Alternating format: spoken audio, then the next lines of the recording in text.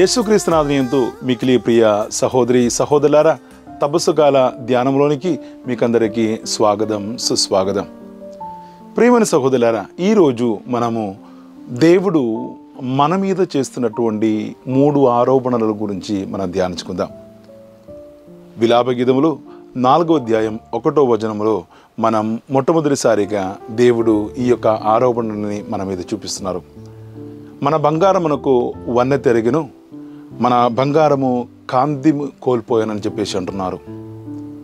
ప్రియమైన సహోదరులారా, విలాపగీతములు ఇజ్రాయేలులో బాబిలోనియా బానిసత్వంలో ఉన్నప్పుడు రాసినటువంటి ఒక కావ్యమే, పద్యమే ఇది. ఈ యొక్క పుస్తకములో ప్రతి ఇశ్రాయేలుని యొక్క మనోగతని అక్కడ మనం చూస్తూనే ఉన్నాము. వారు అభిమానంగా భావించినటువంటి వారి యొక్క దేవాలయాన్ని, వారి యొక్క రాజ్యాన్ని, వారి యొక్క రాజుని వాళ్ళు కోల్పోయారు. దేవుడు ఎన్నుకొనినటువంటి తన యొక్క స్వంత ప్రజలని ప్రపంచానికి తెలియపరచడానికి దేవుని మీద ఆధారపడి దేవునికి విధేయులుగా జీవించినట్లయితే ఆ ప్రజల యొక్క జీవితం ఏ విధంగా ఉంటుందని తెలియపరచడానికి దేవుడు ఎన్నుకొనినటువంటి తన సొంత ప్రజలైనటువంటి ఇశ్రాయేలీయులు వారు మొట్టమొదటిసారిగా వారిది కానటువంటి బానిసత్వంలో వాళ్ళు పడిపోతున్నారు. ఐగుప్తు దేశంలో దేవుడు ఆ దేశానికి విరుద్ధముగా తన యొక్క బాహుబలాన్ని చూపి వారిని అద్భుతపూర్వకంగా ఐగుప్తు దేశం నుంచి కానాను దేశంలోనికి నడిపిస్తున్నారు. 40 సంవత్సరాల యొక్క వారి యాత్రలో వారు చేసినటువంటి ప్రతి తప్పిదములకు శిక్షగా 11 రోజులలో చేరవలసినటువంటి దూరాన్ని వాళ్ళు 40 సంవత్సరాలతో దాటించారు దేవుడు. దాని తర్వాత దేవుడు వారికి కానాను దేశాన్ని ఇచ్చారు. ఈ కానాను దేశంలో అడుగుపెట్టక మునుపు మోషే ప్రవక్త ఇశ్రాయేలుతో అన్నారు, మీరు కానాను దేశంలో అడుగుపెట్టిన తర్వాత అక్కడ ఉన్నటువంటి జాతుల యొక్క ఆచారాలని, విధానాలని మీరు పట్టించుకోకూడదని చెప్పేసి, మీరు మీ యొక్క జీవితంలో ఎప్పుడు కూడా యావే మాత్రమే దేవుడై ఉండాలని, ఆ దేవుణ్ణి మాత్రమే పూజించాలని బోధించినటువంటి మోషే ప్రవక్త ఆయన యొక్క మరణం తర్వాత ఇశ్రాయేలులో దాన్ని మరిచిపోయారు. తత్ఫలితంగా ఇశ్రాయేలులు రెండవసారి బానిసలుగా మారిపోతున్నారు. బాబిలోనియా దేశంలోనికి బానిసలుగా వెళ్ళిపోయినటువంటి ఇశ్రాయేలులు ఆలోచన చేస్తున్నారు, మనకేమైందని చెప్పేసి, దేవుడు ఎంతో బాగుందని చెప్పేసి, లేక ఎంత సొంతముగా దేవుని యొక్క సొంత ప్రజలుగా సృష్టించినటువంటి ఇశ్రాయేలులు వారి యొక్క కాంతిని కోల్పోతున్నారు. వారి యొక్క జీవితానికి వారి యొక్క అహంకారముగా భావించినటువంటి, లేక వారు అహంకరించినటువంటి 3 అంశాలు, దేవాలయము, రాజు, రాష్ట్రము, ఇదన్నీ కూడా వాళ్ళు కోల్పోతున్నారు. ప్రియమైన సహోదరులారా, దేవుడు ఈ విధంగా చేయడానికి ఉన్నటువంటి కారణం ఏంటిది? ఈరోజు మన యొక్క జీవితాన్ని గురించి కూడా ఒక్కొక్కసారి దేవుడు ఈ విధంగా ఆలోచిస్తున్నారు కావచ్చేమో. కావున ఈరోజు మనం ఈ యొక్క అంశాన్ని ధ్యానించినప్పుడు మన యొక్క జీవితాన్ని దేవుడు సృష్టించినటువంటి, దేవుడు పాలించినటువంటి మన యొక్క జీవితం ఏ విధంగా ఉంది, ఈరోజు మనం ఏదైనా బాధలు ఉన్నట్లయితే, ఈరోజు మనం ఏదైనా పాప అవస్థలు ఉన్నట్లయితే, ప్రియమైన సహోదరులారా, దానికి కారణం మన యొక్క అహంకారం కావచ్చు. కావున ఈ తపస్సు కాలంలో ఈ యొక్క అంశాన్ని మనం ధ్యానించుకుంటూ మన యొక్క జీవితాన్ని మనం పరిశోధన చేసుకుందాం. రెండవది, యెరెమీయా ప్రవక్త గ్రంథం 2వ అధ్యాయం 13వ వచనమును మనం చూస్తూనే ఉన్నాం. ఇక్కడ ప్రవక్త నోటి ద్వారా యావే దేవుడు ఈ విధంగా అంటున్నారు, నా ప్రజలు 2 నేరములు చేసిరి. ఒకటి, వారు జీవ జలపు ఊటైన నన్ను మరిచిపోయి నీళ్లు నిలవరాని తొట్టెలను వాళ్ళు తొలగించారని చెప్పేసి అంటున్నారు.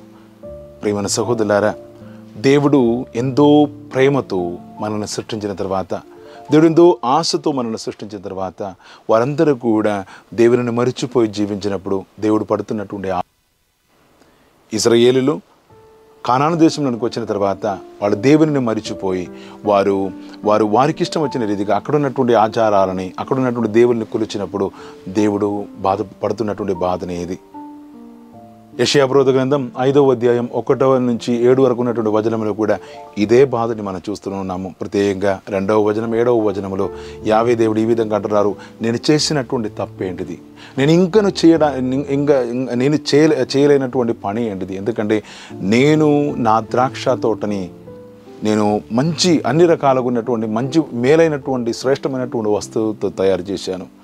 ఒక మంచి చెట్టును నాటించాను, దానికి కంచె వేశాను, కానీ నాకు మాత్రం ఎందుకు పులిసినటువంటి ద్రాక్ష పండును ఇచ్చారని చెప్పేసి యావే దేవుడు అడుగుతున్నారు. ప్రియమైన సహోదరులారా, మన యొక్క జీవితం దేవుడు ఎంతో ఓపికతో, ఎంతో సంతోషంతో, ఎంతో ఆశతో దేవుడు సృష్టించినటువంటి వాళ్ళమే మనము. కానీ మన యొక్క జీవితం ద్వారా మన దేవునికి ఇస్తున్నటువంటి ప్రతిఫలం ఏంటిదని ఎప్పుడైనా మనం ఆలోచించినామా? దేవుడు తన యొక్క ప్రణాళిక ప్రకారం ఇశ్రాయేలుని సృష్టించి, ఇశ్రాయేలుని నడిపించి, ఆయన చివరికి వాళ్ళు దేవునికి ఇచ్చేది ఈ పులిసినటువంటి ద్రాక్ష పండ్లు అయితే మనం ఏమి ఇస్తున్నామని మనం ఒకసారి ఆత్మపరిశోధన చేసుకుందాం. ఈ తపస్సు కాలంలో మన యొక్క దేవుడు పడుతున్నటువంటి బాధలను గురించి ధ్యానించినప్పుడు ఈ రెండవ బాధ ఈరోజు నీ గురించి, నా గురించి కూడా దేవుడు పడుతున్నారు కావచ్చు. మూడవదిగా మకబీయుల యొక్క రెండవ గ్రంథం 1వ అధ్యాయం 20 వచనములు మనం చూస్తూనే ఉన్నాము. బాబిలోనియా బానిసత్వంలోనికి వెళ్ళిపోయినటువంటి ఇజ్రాయేలీలు ఎజ్రా, నెహెమియా అర్చకుల యొక్క నాయకత్వంలో తిరిగి యెరూషలేముకి వచ్చిన తర్వాత వారు దేవాలయ గోడని చక్కపరచిన తర్వాత వారు దేవాలయంలో అర్చక విధులని చేయడానికి వాళ్ళు అగ్నిని చూసినప్పుడు, నిప్పుని చూసినప్పుడు వాళ్ళకు నిప్పు దొరకలేదు. కానీ ఎవరు వాళ్ళు బానిసలుగా వెళ్ళిపోవక ముందు కొద్దిగా నిప్పు తీసుకొని ఒక బావిలో పెట్టి ఉండే కావున ఆ నిప్పుని గురించి తెలిసినప్పుడు ఆ నిప్పుని తీసుకురావాలని ఎజ్రా కొంతమంది వ్యక్తులను పంపుతున్నారు. వాళ్ళు అక్కడికి వెళ్ళినప్పుడు వాళ్లకు నిప్పు దొరకలేదు. కానీ ఏదో గట్టిగా ఉన్నటువంటి ఒక ద్రవ పదార్థాన్ని వాళ్ళు చూసినట్లు వాళ్ళు తెలియపరిచారు. ఆ వస్తువుని తీసుకువచ్చి ఆ బలిపీఠం మీద పోసిన తర్వాత సూర్యుని యొక్క వేడి వచ్చినప్పుడు అది కాలినట్టు, అదేవిధంగా బలి అర్పించినట్టు మనం చూస్తూనే ఉన్నాము. ప్రియమైన సహోదరులారా, మన యొక్క జీవితంలో కూడా మన యొక్క విశ్వాసం కూడా ఈ విధంగా చల్లారిపోయి ఉండవచ్చు.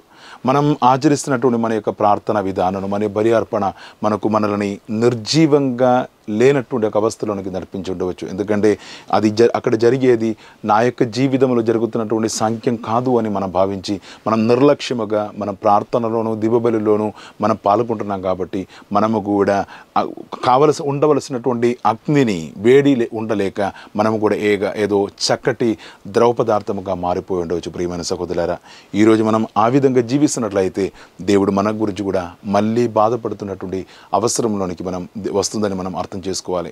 కావున ఈ తపస్సు కాలంలో మనకు విశ్వాస జీవితాన్ని పరిశీలించుకుందాం. ఈరోజు మనం ధ్యానించినటువంటి ఈ 3 ఆరోపణలు మన యొక్క జీవితంలో ఉన్నట్లయితే ఆ ఆరోపణలన్నీ కూడా తొలగించి దేవునికి ప్రియమైనటువంటి వ్యక్తిగా, ప్రియమైనటువంటి కుటుంబంగా మారడానికి మనం ప్రయత్నం చేసుకుందాం. దేవుడు మనందరినీ ధారాళముగా దీవించును గాక. ఇప్పుడును ఎప్పుడును ఎల్లప్పుడును ఆమేన్.